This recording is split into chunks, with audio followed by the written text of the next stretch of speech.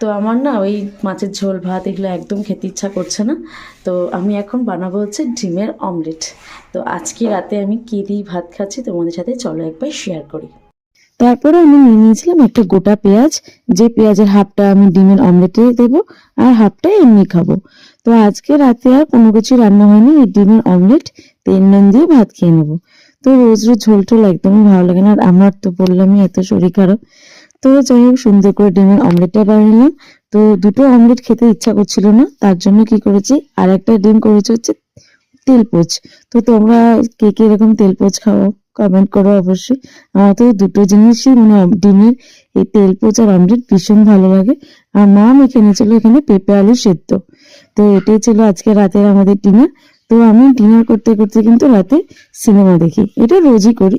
তো আমি কি সিনেমা দেখছিলাম এটা কিন্তু প্লিজ সবাই কমেন্ট করবেন। দেখা হচ্ছে আর একটি ব্লগে, টাটা।